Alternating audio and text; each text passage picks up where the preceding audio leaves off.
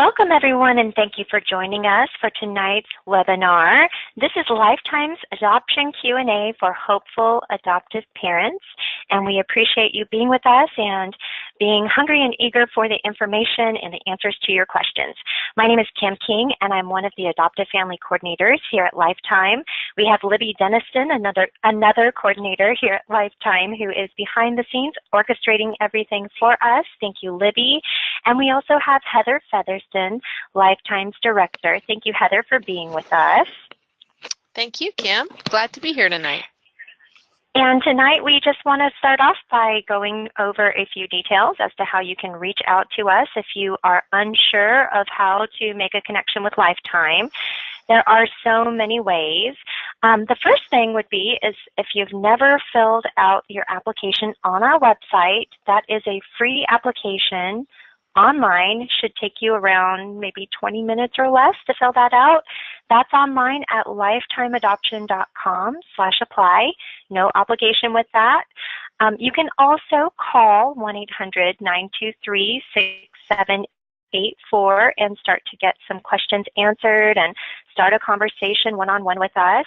You can email in your questions or a little about yourself and see if maybe it would be a good idea for you to apply if you are wondering about that. The email could be info@lifetimeadoption.com or apply@lifetimeadoption.com. Either way, we will be happy to get an answer for you or a response for you as soon as possible.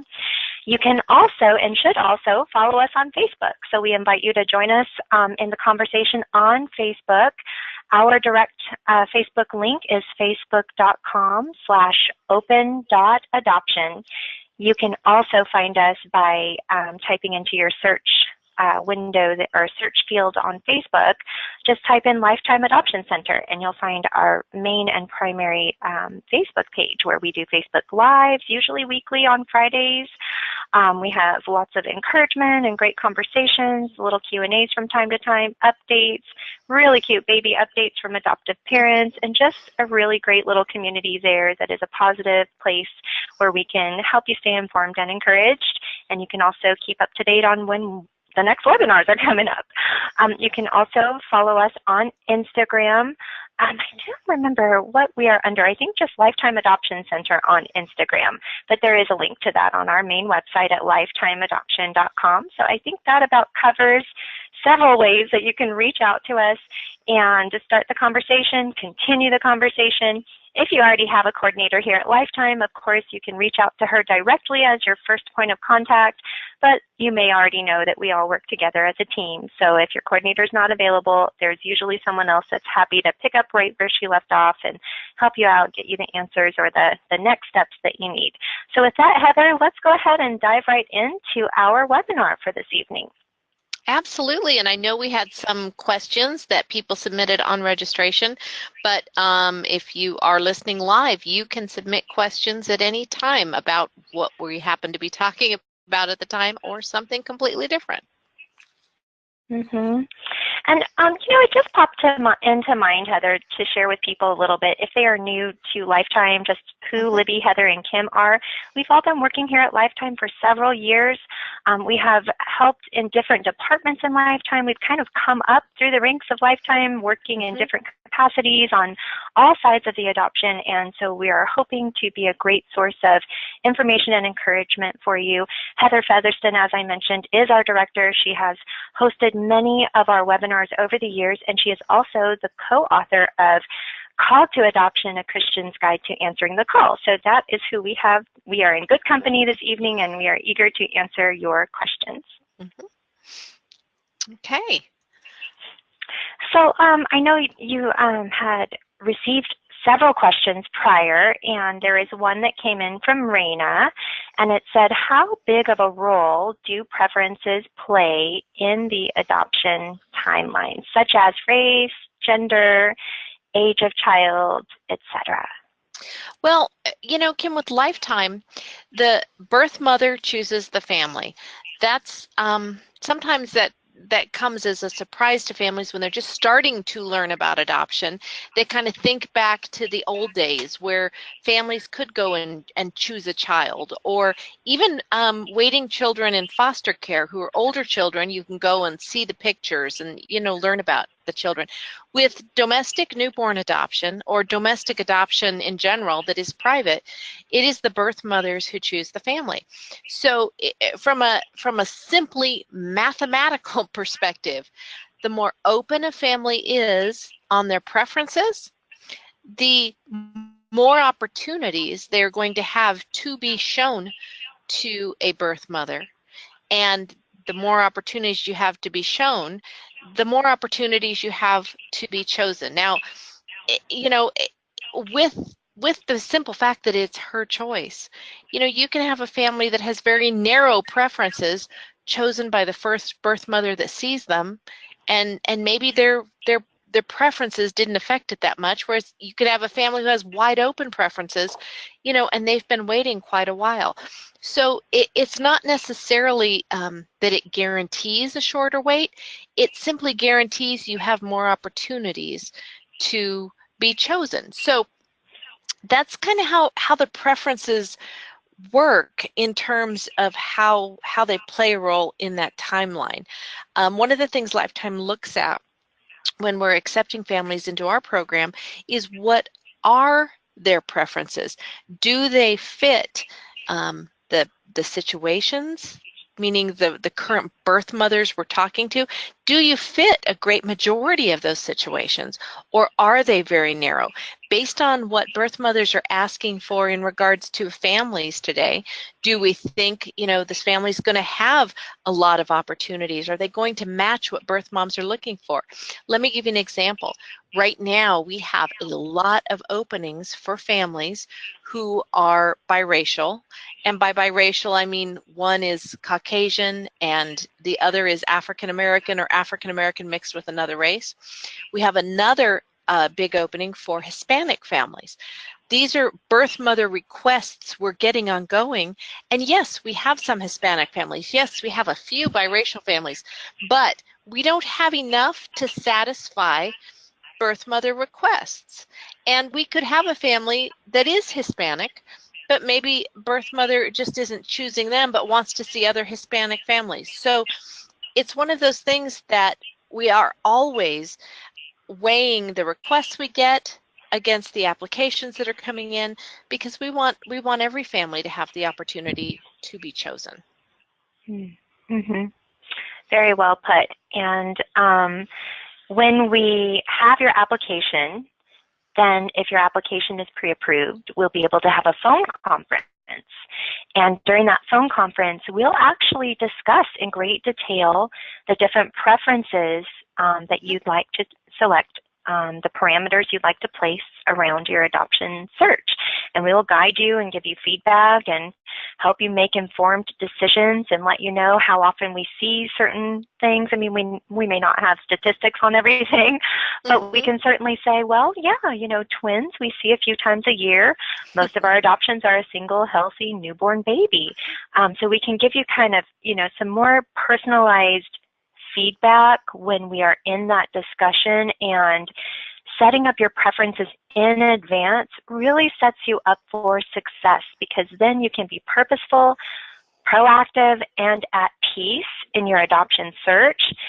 And also know that if your adoption professional is Lifetime, that we're well aware of the yeses and nos and the guidelines that we're to follow in your adoption, so that when you are chosen by a birth mother, you already know she fits all the preferences, that we have already had those conversations together, you've made those informed decisions, we're moving forward, and now all you have left to do is say yes to that birth mother. So it really simplifies the process in the long run and allows you to focus more on the next stage after being chosen, instead of focusing on, well, am I open to this or not that this birth mother has going on? Because you've already been given the opportunity, the support, the tools, the resources to make informed decisions and setting up a good, strong foundation in your preferences. Right, right. And I know Brittany asked, will I be able to choose the gender of the baby that I adopt? And I wanted to just speak briefly to gender specification because that can really be a limiting factor. I understand that some families come to adoption specifically for that reason. I mean, for instance, my husband and I have 2 boys, and they're biological. If we were to adopt, it would be for solely the reason that we wanted a girl because we can't seem to, we have boys. But that is a limiting factor. It's also a factor that at times birth mothers don't look particularly favorably on because, and I've had birth mothers tell me, well, if the family really wanted, if they could conceive a baby, they couldn't pick the gender. So it's one of those things that when you specify gender, it takes you, because at Lifetime, we then don't show you to women who don't know what they're having. So if you figure about half of the women know what they're having and half don't, so automatically you've whittled your field down to 50%. Now of that 50%, half are having a girl, half are having a boy. So now you're down to about 25% of the women who match all your other preferences. Those are only the ones that you would be shown to. So it really takes it down. And let me give you something else, Kim, that actually is a statistic we've been following. It seems as though women are more likely to place boys for adoption than girls. I'm not saying we don't do adoption of girls, because we do. We have a lot of girls. In fact, I'm going to talk about one of our recent adoptions that was twin girls here soon. But it's just one of those things. Statistically, there are more boys. And one of the reasons we hear is birth mothers think it's important for boys to have a father figure. And if they don't have a reliable man to be a father figure, that's another reason to really consider adoption. So that's why the gender specification it's kind of a mixed bag. And definitely if that's what you're thinking of, your coordinator can speak more to that in your specific situation. Yes, and we can look at everything as a whole and find if there's an opening here at Lifetime for a family with your family structure and your other preferences, with gender preference being a part of your adoption plan, if that is the reason why you're adopting. I will say, though, that I would venture to say most families who are on the webinar, well, some of you are already working with us, so welcome. But this webinar is inclusive of, people who are just getting to know us, haven't started yet, maybe haven't applied, people who are new to Lifetime. When we look for an opening, we want to only offer to assist in your adoption if it's really in your best interest. And if the only reason that you're adopting is to, have a specific gender, that's one thing. But if you're designing a family and, well, you'd really rather, have a girl, and if you were pregnant, you'd be hoping for a girl, that doesn't mean that you should specify gender. And we can talk a little bit more about that one-on-one and kind of get more into the details of, should you or shouldn't you specify gender. And the first step to having that phone conference with us is just filling out your application online. If you fill it out this evening, we can get that processed in the morning and have a response for you and hopefully schedule a phone conference within the following few days. So feel free to fill that out. Like I said in the beginning of our webinar, if you missed it, that's at lifetimeadoption.com/apply. There should be no fear or worry in filling that out. You're just sharing about yourselves with us. We keep all your information private. There's no obligation with that. And it really does help us learn more about where you're coming from and some of what your needs are, and help you get pointed in the right direction, whether here or elsewhere, if we're not able to meet your needs. Absolutely. So there is another question, and it ties in gender as well. Latoya is wondering, will it be a challenge to adopt a child, there's the word girl in parentheses, between the ages of 3 and 5 years old? So that's we did talk about the gender, but we did. Yeah. Specifying between 3 and 5, that's why it's really good to have that phone conference with a coordinator. There's so much more than to be able to answer this question, and there's so much more involved with adopting an older child. So really, it's more about learning about you, learning what your for instance, this is a good question where if we were on the phone, I'd say, well, what about your race preferences? Because there's so much more that goes into this. So rather than come into adoption with a mind's eye picture of the specific child you're looking for, it's great to come into adoption a little more flexible in the beginning to learn more about what adoption looks like today, because I think that's one of the biggest things, Kim, is that a lot of people don't know, and actually are quite excited when they discover what adoption looks like today, what modern adoption is. And there's another question that came from one of our listeners live, so we'll get back to our list of pre-submitted questions. This question comes in and it says, I'll be a single parent. Does this limit my chances of being chosen by a birth mother? And I know, Heather, you had said that, for some women, the reason why they're choosing adoption is because there's no father figure for the child. But for many birth mothers, there are more factors than just that. And we have heard over the years that it is important for us to have at least a small number of single adoptive parents waiting to be chosen by a birth mother, because when a birth mother comes along and says, I really only want to consider a single adoptive mom for my baby, we really want to be able to meet that need for her. Right. And we have been very successful in all of the 16 years I've been here in helping single moms. In fact, some single moms have adopted from us twice. So I'm not going to, I want to be honest, we do accept fewer of them because it is a request that is made less often. But at Lifetime, we do have a successful track record with single mothers. And does it take longer? Again, it's one of those things that there's so much more involved than just the timing.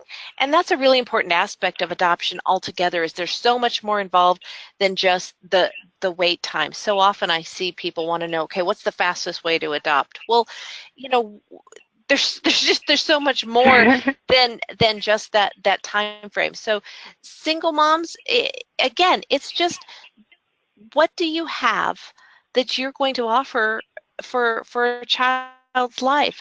Many birth mothers are looking for married couples, but a lot are looking for singles too. So it's totally fine, and that's why at Lifetime we don't accept all applications. We only accept around 14 to 17% of families who apply, because we want to be sure that we're going to have the opportunity to present you to birth mothers who are looking for a family like you.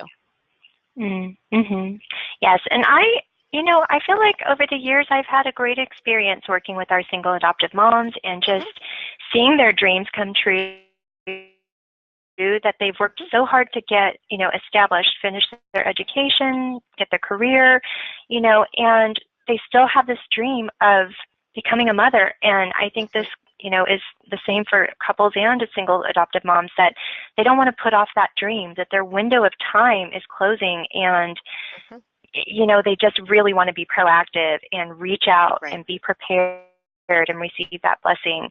And I just think of so many of our single moms tend to stand out for me a little bit more, I think, such as Tara. She's on Facebook a lot. She has the most adorable updates, and, several others over the years, Natasha, and, Terry a is one group that stands out for me, but yes, they are. Yeah, a small group, but very precious to us and successful. Yeah. Okay, great. So what are the requirements to adopt, Heather? That's a good question. And really, to adopt with Lifetime, families typically complete the application. They have the phone conference with Kim or one of our other adoption coordinators. And then once they decide to move forward with Lifetime, kind of the adoption process starts a different phase. They start preparing kind of the next two big things they need in the process. One is their profile and website. That's where you take the photos. You write a Dear Birth Mother letter. Lifetime helps guide you with, what birth mothers today are looking for. So we give you that feedback to really help your family show what's unique about you to birth mothers based on what we're hearing right now. So we help you with that that process, help you throughout every step until your website's live. We have profiles that we can mail out. We have a PDF that we can email out. We have all of those pieces in place to be able to present you as a waiting family to a birth mother. And then the other big part of the adoption is your home study. Lifetime has referrals to families, to home study providers we've worked with for many years, and they will work there locally with you on completing your home study. Now, your home study is not necessarily a study of your home, although it includes an inspection of sorts of your home, not a white glove test, but it's more of a people study. They will interview you and your spouse if you're married. They will ask you for documents, like your doctor will have to fill out a form for you showing that that you have a normal life expectancy. You're addressing any conditions that he needs to. You'll need to provide tax returns, information about your health insurance, who will take care of the child if something happens to you. You'll have to have background checks as well, and you'll have to have a couple letters of recommendation from family or friends. Once the home study writer has that, what they'll do is they will write a home study report that talks about you, who you are, and approve you to adopt. They will require you to take a couple classes along the way about how to be an adoptive parent, things to look out for. You might be required a PR class. Every provider, every state's requirements are a little different, but that process will be happening at the same time as well. That usually takes between 6 and 8 weeks, and home study writers usually try to schedule the visits when it is convenient for you. So once you have those two things completed, you can be being shown to birth mothers, and you can be chosen by birth mothers. And once those two things are there, it can happen very, very quickly. I know one of the recent adoptions we did, I know a lot about it because I was on call that night. At Lifetime, we have someone on call 24 hours a day. And I was on call, and I got a call at 4 in the morning from a woman who said, I'm in labor, I need to do adoption. And that's about all she said. She said, I'll call you back. I thought, well, okay. I did figure out from the caller ID that where she was in the Texas area. And I kind of waited. She didn't call me back. So after a while, I called her back. And she was still in labor. She gave me her name, and I thought, man, this sounds familiar. So I asked her last name, and it was familiar. She had called a year and a half previous. Same situation. She actually called me in labor in her car outside the hospital to make a last-minute adoption plan. And here she was making a last-minute adoption plan again. So, what we look for, she wanted to choose the family, but we went and looked for families who, number one, I could text her a link to their website so she could see them right there, and families who had their home study ready so that I knew they were ready to go. They could travel, she could sign the papers, and that's exactly what happened.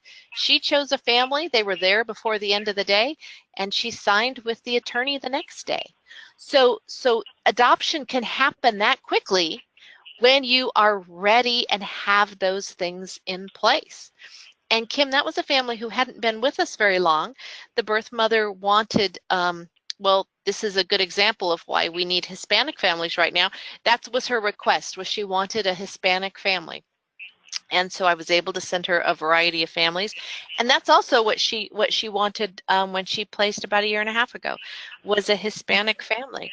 So again, so that's kind of a general overview of the requirements, presentation materials, and a home study. But again, that's after you start working with Lifetime, so we can guide you to get those things done in an efficient way that meets the needs and requests of birth mothers. Mm-hmm. And that is really the how to get started after you've started with us. So once you're in the program, that's the 101 of what you do next. And of course, we're going to break it down for you step by step and guide you, and you'll have a profile coordinator and a primary coordinator. So, I wanted to mention, Heather, though, that there are families who say, well, so how long does it take to develop a profile? What if I want to start getting presented? Can I get presented to birth mothers while my home study's in progress?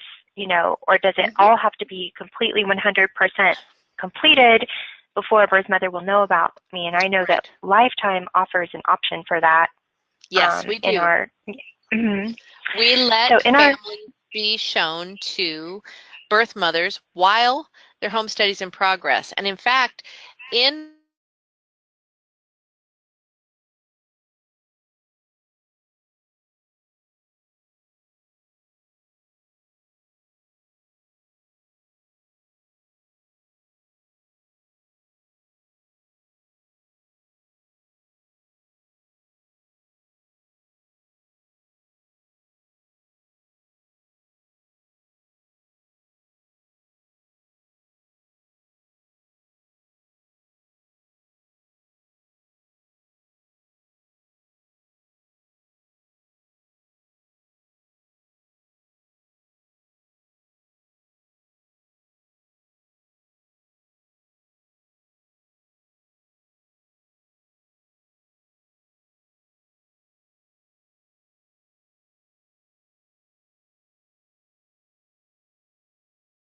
right away, but she certainly will want to look at profiles of families right away. And then a month later, when she's ready to match with someone and decides to return all her paperwork and select a family, I mean, you'll find she's been holding on to your profile ever since then. So, and she had her heart set on you, and you never even knew she was out there.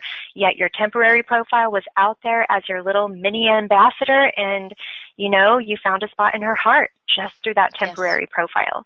So I encourage families, definitely, if you are, you know, eager to get going on things, take advantage of that opportunity. I mean, I know we do make it optional for people to do the temporary profile. We do make that optional, but it's definitely encouraged. I know Veronica, one of our birth mother coordinators, who's also been with us over a decade, she has shared with us in a meeting that it's quite a bummer when she goes to someone's file because they came up as a match, and she knows this is a brand new family.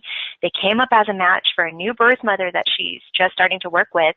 She's getting a packet together for that birth mother. She goes to this new family's file, and they're so new they don't have anything in there yet. But if they had a temporary profile, she would have loved to send that out and just make sure that they get that opportunity.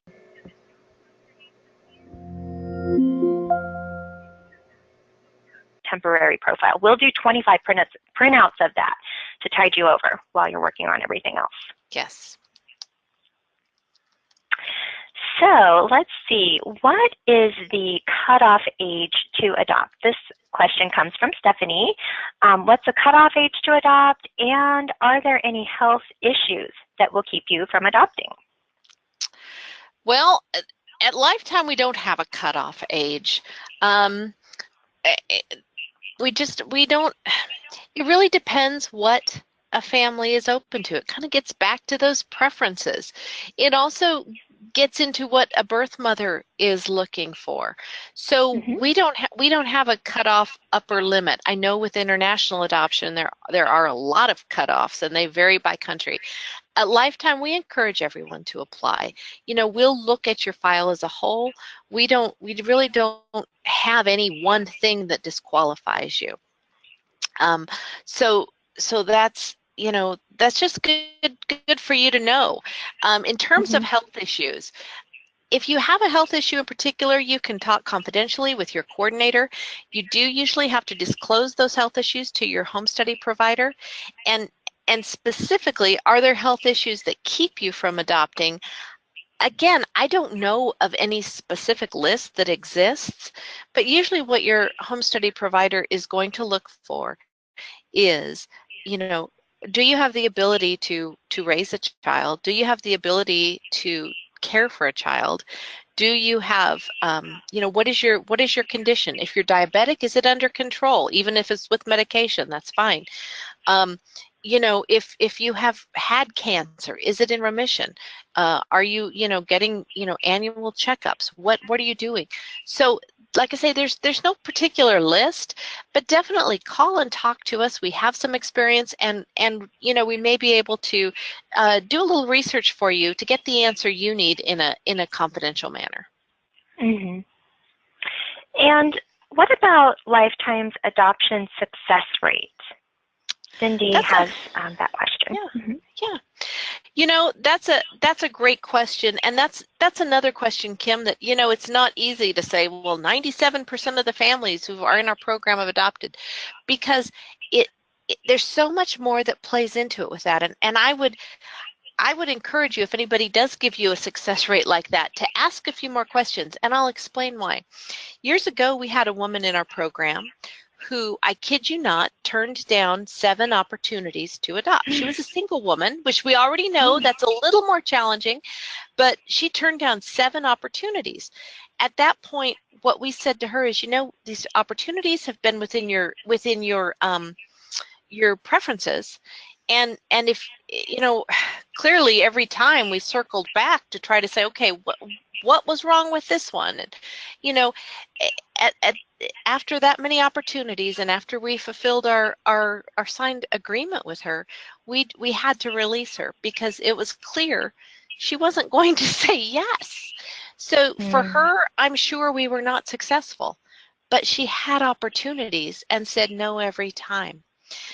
The flip side of that is we do have some families who, we have families who've been in our program for over a year and have not completed their home study, or have not completed their profiles, or, so adoption really is a partnership. It's a partnership between adoptive parents and their adoption professional.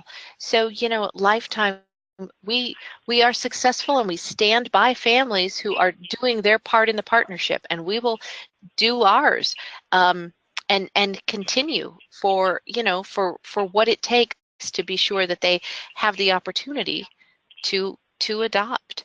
The other part of adoption success that families really can affect, and we actually have a family on the call tonight who are living this right now firsthand in a match, is what it is that they also do. Because like I say, adoption's a partnership. It's not something where you pay a fee and a baby's dropped on your lap. At Lifetime, we do say adoption is a partnership because most people, most families, they don't understand that there are things they can do. And like I say, we have one family on a call tonight who is matched because of some efforts they themselves took. I'm not saying they went and did mass mailings, because we do not recommend that. But we have another family who just adopted twin girls. Oh gosh, I think it was about 2 months ago. And it was simply because they took some of the things that we share with our Lifetime families in our private monthly webinars for families. They took a couple of those suggestions and just followed through with them, shared a little bit about how they were adopting in very specific ways with people they knew. And literally, this particular family, within 7 days of sharing with someone, they were at the hospital with twin girls who had just been delivered. So at Lifetime, our program is more about helping you learn how to, connect with people that you already know, that you have no idea may know someone considering adoption. So these are things that are part of our program, and we provide to you. So it's just, again, that adoption success rate, it takes so much into consideration. And Lifetime has been around for 32 years now, and Marty Caldwell, our founder, she was on the forefront of open adoption, and we still believe very strongly in open adoption and birth mothers' choices. Absolutely. Well, and that kind of leads into the next question. We were just matched, so excited. The birth mom wants a closed adoption with no contact, although she does want us at the hospital. In that case, and if permitted by law in our state, is it still appropriate to give her a gift? So this is There are a couple of things we can talk about. What if birth mom wants closed adoption, but she still wants to meet you, and kind of some tips for how things might change in her heart for veering more toward open adoption, which is what we commonly see. And then also, what about gift giving in adoption? Yeah. So that is so let's start about the closed adoption part. Okay. Even if a birth mother says she wants closed adoption, many times at the hospital, she will decide, no, I do want to meet them. No, I do want contact afterwards. And that's one of the reasons that at Lifetime, we do not take families who are looking for a closed adoption. So if you're looking for a closed adoption, that's not what we offer, primarily because it is rarely in this day and age in anyone's best interest, not the birth mother, not the child, and not the adoptive parents. Certainly we believe in open adoption with healthy boundaries, and we stand by for a Lifetime to help with that in any way we can. But it's important to understand that many women come into it saying, oh, yeah, no, I think I want closed adoption. But when that baby is born, when they're holding that baby in their arms, or maybe when they're hearing the baby cry because they said they didn't want the baby, they have a change of heart. It may not be a change of heart about adoption, but it may be a change of heart about, you know, I need to say hello before I can say goodbye. And that means saying hello to the adoptive parents too. And this is never a time, whether you adopt through Lifetime or anyone else, this is never a time to say, no, you said you didn't want it, and no, we're not going to meet you, and no, you can't see the baby. Never, because you don't have control as adoptive parents at this point. Until she signs, which she cannot sign until after she's delivered, she has all the control. So even if you have a woman who may say that, you definitely want to be open to that. You definitely need to go in expecting she may want to meet you. And that's okay. And again, it inevitably is in everyone's best interest. She may say, you know what, I think I do want some contact afterwards. And that's a good thing. That's a wonderful thing. You can have a conversation about what that looks like. So that's kind of the no contact talk. Remember, stay flexible. In terms of a gift, it's always great to talk to your attorney about that. It really varies depending on state. So you don't want to do anything that is not allowed in your state or birth mom state, but you do want to get her a gift, a little keepsake, not flowers that are going to die, although you can get her flowers too, but a little keepsake that she can keep and treasure. You know, we did an adoption here, gosh, I think about a week ago. It was another sudden adoption, and birth mother did exactly what we're talking about here. She said, you know what, Lifetime, you can choose the family. I don't want to meet the family, just have them come. So we chose the family. The family arrived, and the birth mother decided she wanted to meet them. And, you know, again, we prepare families. Even if she says that, be aware that can change. So actually, I think not only did they meet, they went out to dinner a couple of times. The family met birth mother's other children. So it turned into much more than just a meet and greet in the hospital. It actually expanded, and the family is just waiting for clearance to return home to their state. But you just have to be aware and be flexible, because these things happen.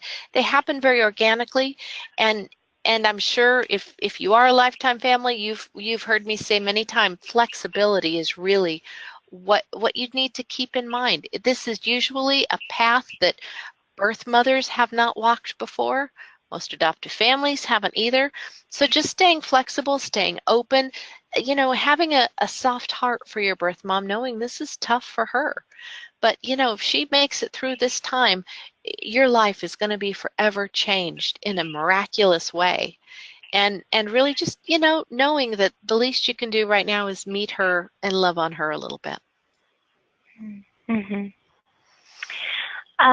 Here's another one, and I love this. This person seems to have a very soft heart toward birth mothers. Clarissa says, if we want to make donations to expectant moms, how do we go about that? Well, that's a great question. The Lifetime Adoption Foundation actually is a nonprofit. You can learn more at lifetimefoundation.org, and you can make donations if you want to make cash donations.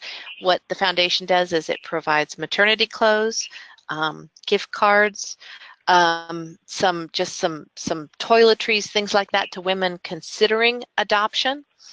It also provides scholarships, college scholarships for women who have already chosen adoption and have shared through the application process that they would like to, build a future for themselves and maybe for the other children that they're parenting, by being able to kind of demonstrate to the children the importance of college education by pursuing it themselves. So, if the foundation also accepts donations of maternity clothes and toiletries and things like that. So in addition to donating financially, you can also donate goods if you'd like. But thank you for asking. That's a wonderful question, and Lifetime Foundation is something that is able to bless women considering adoption every day.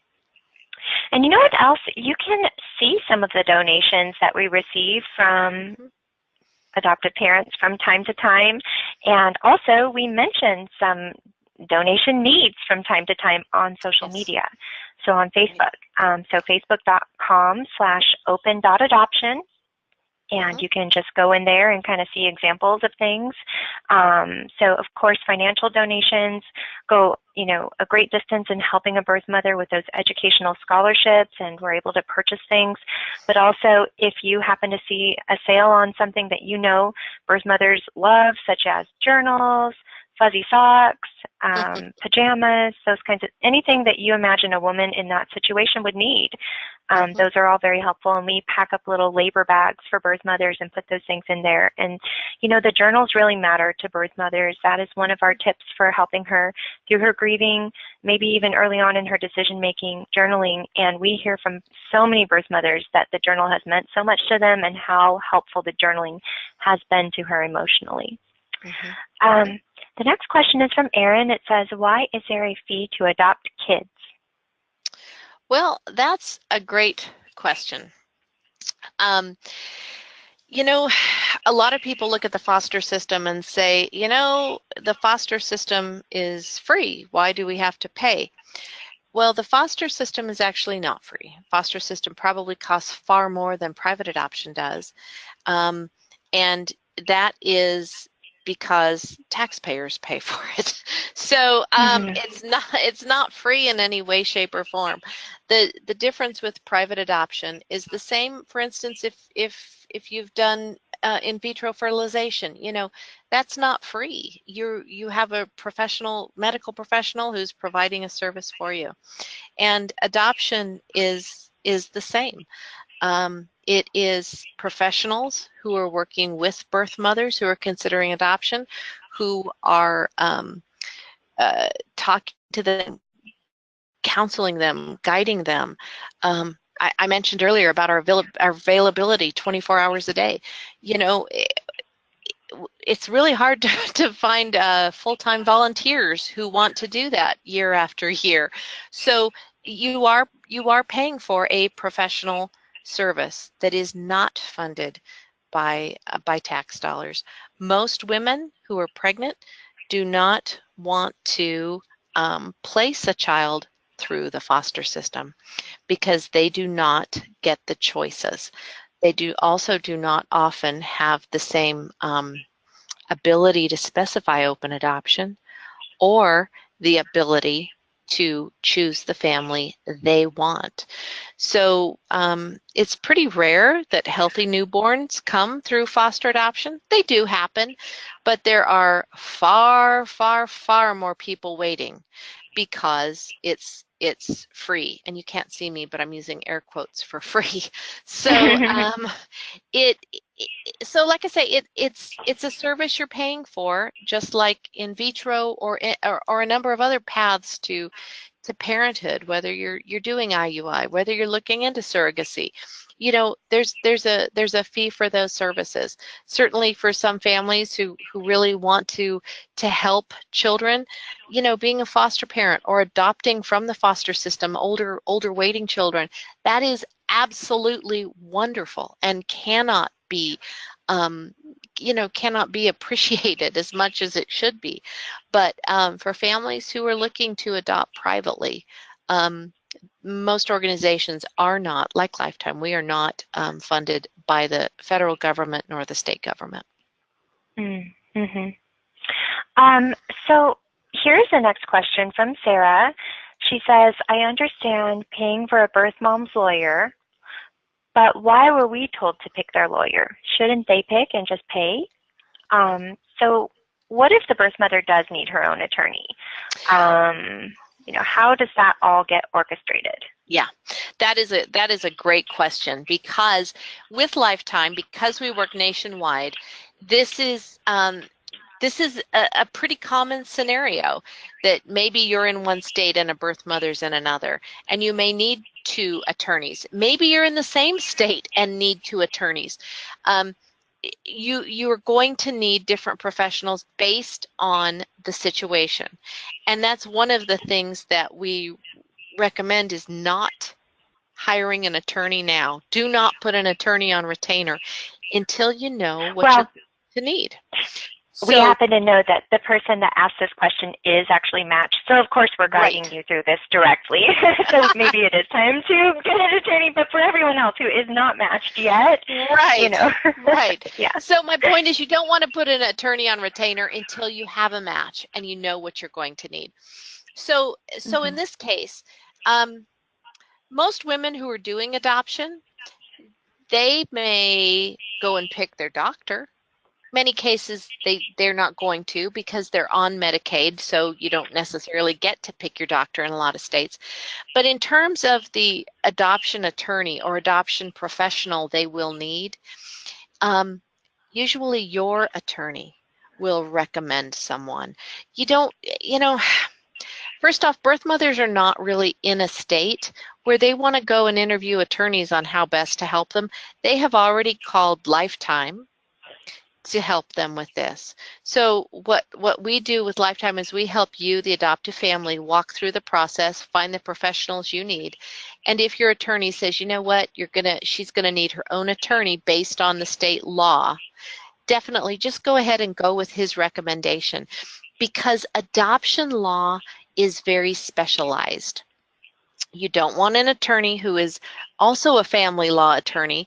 Although many adoption attorneys say they do that, you really want an attorney who specializes in adoption. If it's an interstate, you want one who has a lot of experience in interstate adoption, meaning an adoption where you and the birth mother are in different states. Because really, like I say, a birth mother, she's not going to necessarily care too much who is sitting down with her and representing her. It's probably someone she's going to meet once, maybe twice, for an hour. And the bottom line is, you as the adoptive family are going to be the one paying for it. So you want to be sure the attorney is qualified.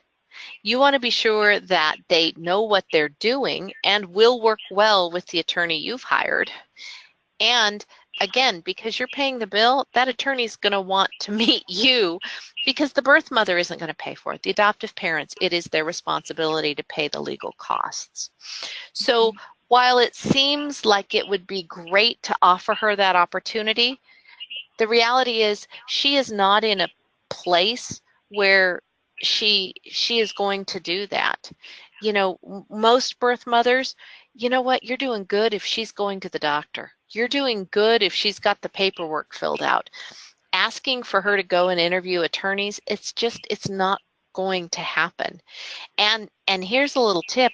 If we have a birth mother who calls and says, I already have my own attorney, that's kind of a red flag to us. It doesn't disqualify the whole situation, but it's kind of a concern because most birth mothers don't come into a match with an attorney, nor do they have a desire to hire a particular attorney. What they want is they want to meet a family, or they want to choose a family, or they want to look at families, and they are trusting Lifetime and the adoptive parents to provide the help and support and the legal assistance they need. Mm-hmm. So if there aren't any other red flags and it's a birth mother who maybe just went down local in town and met with the local attorney and he said, sure, I'll help you. So she's like, okay, now you're my attorney. What do we do? And he looks around online and says, look, here's lifetimeadoption.com. Why don't you give them a call? Looks like they have a lot of families. And then that's when we may come into the picture. So I've seen a few of those, but yeah, like Heather said, if she's adamant this is the only person she can use, there may be some other red flags that we need to keep a watch out for in that possible scenario. Right. And like you said, Kim, that situation has happened. It's pretty uncommon. Yeah, pretty uncommon because, you know, a lot of times women do know that they can do a Google search and start looking through families. And we make that very easy for them to do through a variety of our websites and just all the features that we have to help birth mothers easily connect with us and an adoptive family through our site. So let's see. I know we have time for one more question. There were a few questions along the way about cost. How much does it cost? And I would say, Heather, that is more like a 15 to 20-minute answer.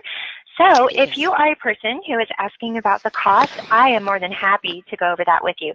Just email me. My email is Kim, K-I-M, @lifetimeadoption.com. If you think of it, include your last name and what state you're in, and maybe even, you know, treat me to a few details as to how you came to adoption, maybe a little of what you're looking for. If you know, just let me know kind of what's going on, since I may not have your application yet. But definitely I will email you back with all the details so that you can have those, and then I can answer follow-up questions. But let's see. Here is... Heather, what question do you, we have so many remaining that we just didn't get a chance to go through. I know we have time for a quick one.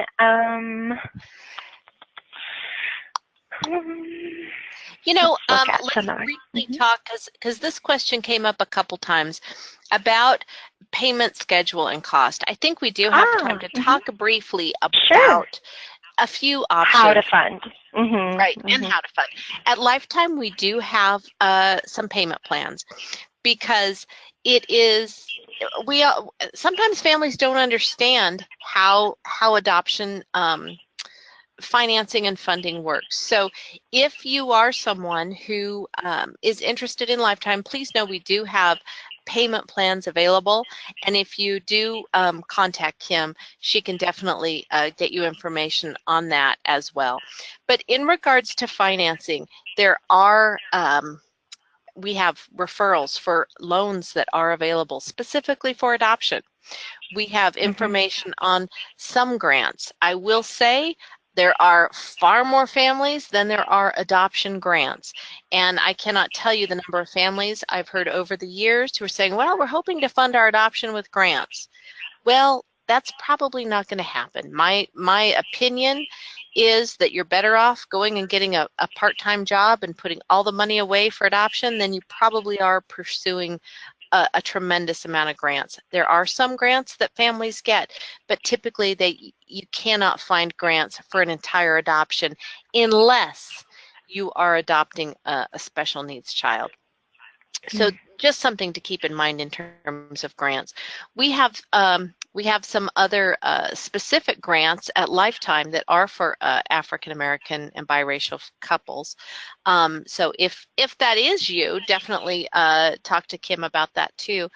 But then there are just other programs and tips and different options out there. I know we just had a new program come online for families who have a lot of debt, helping you pay off your debt in a fashion that helps you reach your goals sooner by kind of prioritizing based on your interest rate and outstanding balances, that's something that that Kim can share a little more with you. But you know, there are a lot of families over the years that have looked at adoption that had money or didn't have money, and really when they just started the process, found themselves blessed in ways they weren't expecting.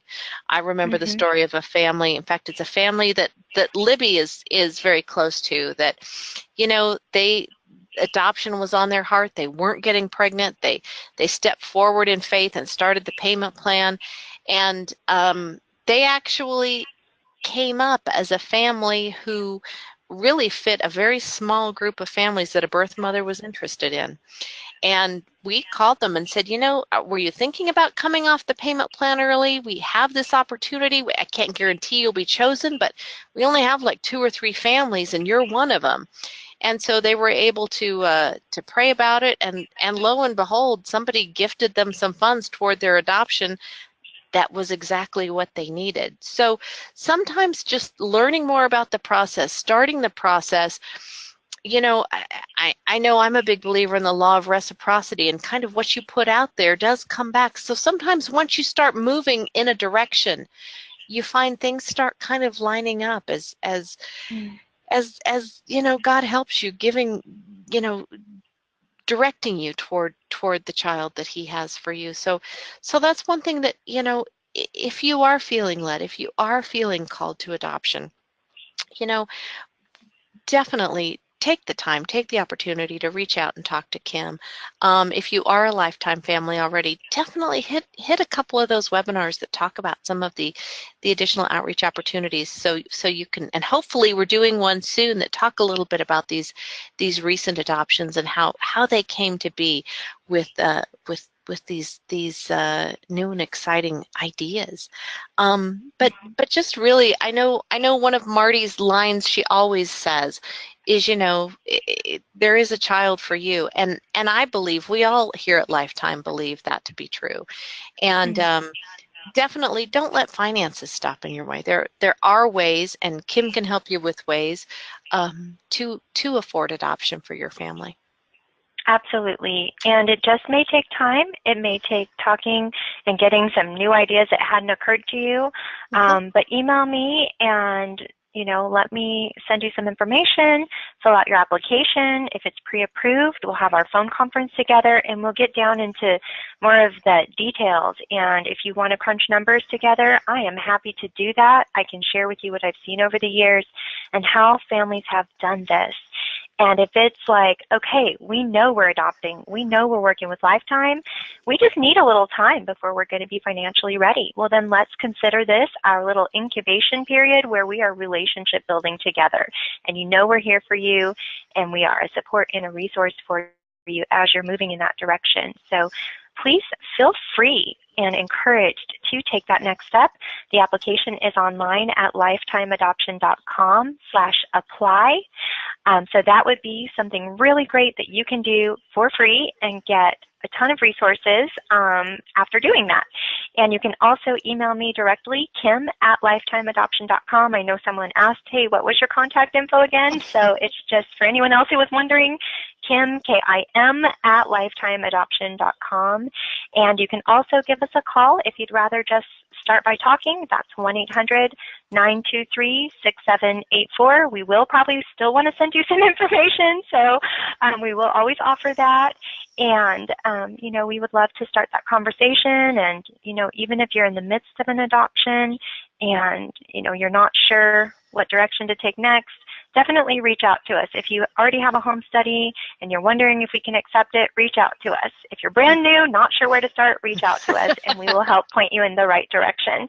Don't forget to join us on Facebook. That's at facebook.com/open.adoption. Super easy thing to do. Go and follow us there. Be able to watch some of our past videos from Facebook Live sessions. There is even one on there with adoptive parents. I think there may be a couple by now on there with adoptive parents with their little baby. So just some really cool things and encouraging things, and you never know what tips you're going to pick up along the way. And I just want to thank you all for being with us tonight and spending this time. And you know, sharing your questions with us and helping yourselves to take those next steps and letting us be a part of that path for you. So thank you all, and we will see you on our next webinar.